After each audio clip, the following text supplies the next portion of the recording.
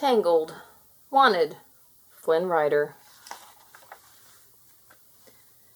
Princess Rapunzel and Flynn Rider were visiting their friends at the Snuggly Duckling. Rapunzel was learning how to play the piano from hook hand. Flynn was learning interior design. He was less excited than Rapunzel. "A little to the right," Gunther said. "The right? Really?" Flynn asked as he moved a vase. Suddenly, the door flew open. It was the noble horse Max, followed by 2 royal guards. Max sadly held up a wanted poster in his mouth. It had a picture of Flynn. "Is anyone else getting a sense of déjà vu?" Flynn asked. "It looks like they think you stole my tiara again," Rapunzel said, as she read the warrant for Flynn's arrest. "What? I didn't do anything. Why does everyone always think it's me?" Flynn said. Rapunzel just looked at him.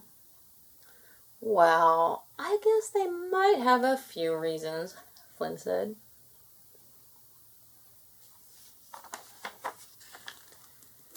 The guards explained that late the night before, someone who looked just like Flynn had sneaked into the castle and stolen Rapunzel's tiara right from under the guards' noses. There were witnesses all over town who said they had seen Flynn running away from the scene of the crime. The guards had no choice but to arrest Flynn. "Don't worry," Rapunzel said. "We'll clear this whole thing up. You'll be back to interior designing in no time." "Hurry," Flynn said as the guards led him away. "And don't let Gunther move the vase." The door shut behind Max, the guards, and Flynn. "What are we going to do?" Hook Hand asked Rapunzel. Rapunzel looked at all her friends in the Snuggly Duckling. She was worried. She knew Flynn hadn't stole the tiara, but she would have to prove it. "Let's go back to town. It's time to investigate," Rapunzel said.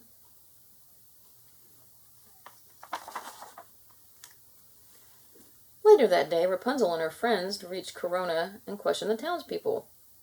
The town was abuzz with news and theories about the theft of the tiara. "Well, I heard that Flynn Rider stole it to give to a princess from a faraway land," a shopkeeper told Bruiser. "Oh, please," said Rapunzel. A baker said that he had heard Flynn was trading the tiara for his freedom from an evil magician. And a gardener said that Flynn was going to use the tiara to buy a ship and sail far, far away.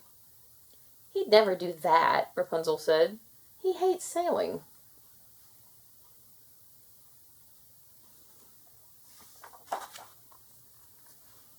Many people swore they had seen Flynn the night before. The librarian had spotted Flynn sneaking around by the paint shop. A sailor was sure he'd seen Flynn down by the docks. "But how do you know it was him?" Rapunzel asked the sailor.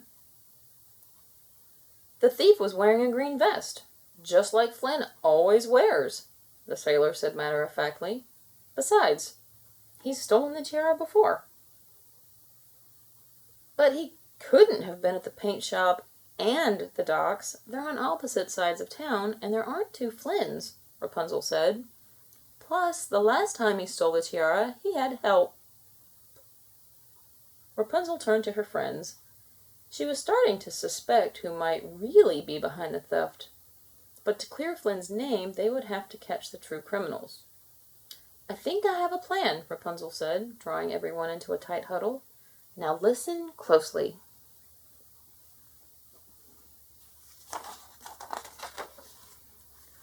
Rapunzel and her friends rushed to the castle to tell the Queen and King her plan.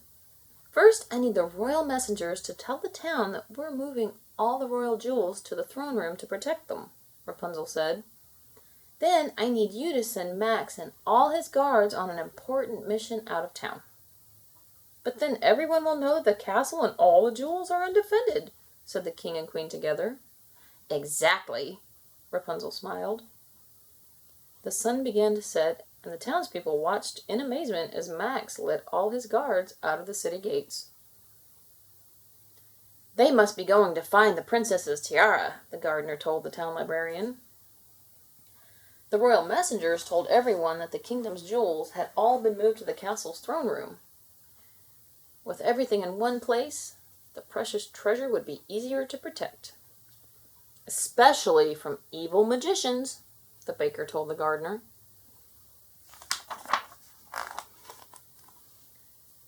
Soon it was time for everyone in the castle to go to sleep. It had been a long, eventful day, and everyone was tired. Without any of the guards in the castle, there was no one to notice two shadowy figures crawling under the roof. And there were no guards to see those same two figures lower a rope into the dark throne room and slowly climb down. The thieves were back to steal the royal jewels. The two people softly landed on the floor of the throne room. They quietly walked toward the center of the room, looking for the royal jewels. But the room was empty. "I don't understand," said a gruff voice. "Where are all the jewels?" Suddenly the room was full of light. Rapunzel and her friends ran out of hiding. It had been a trap all along. In the harsh light of her lantern, Rapunzel saw that the figures were dressed in matching green vests, just like Flynn's. But she wasn't fooled for a moment. As Attila and Hook Hand restrained the criminals, Rapunzel removed their brown wigs to reveal the Stabbington brothers.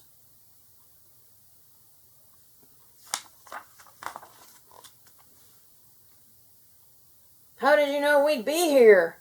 the Stabbington brothers asked Rapunzel. "I knew that the idea of getting more jewels would be too tempting for you to pass up," Rapunzel said. "Especially when you had seen all the guards leave the city. You didn't know that I had a scary group of thugs to help me out." Rapunzel explained to her friends how the Stabbington brothers had disguised themselves as Flynn to hide their true identities. That was why the townspeople had seen Flynn in so many different places. There had been two of him. "We knew that you would get to the bottom of this, Rapunzel," the queen said, giving her daughter a hug. Rapunzel smiled. "Now, if you'll excuse me, I have some business in the dungeon."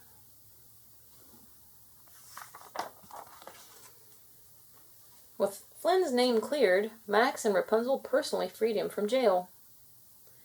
"I left the room warm for you," Flynn told the Stabbington brothers as Hook Hand and Vladimir locked them up.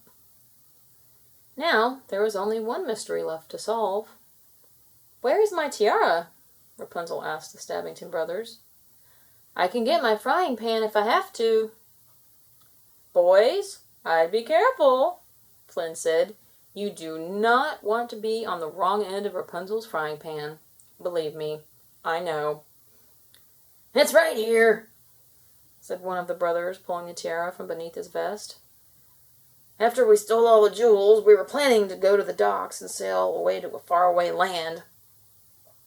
"Not anymore," Flynn said as he took the tiara and placed it on Rapunzel's head. "That's better."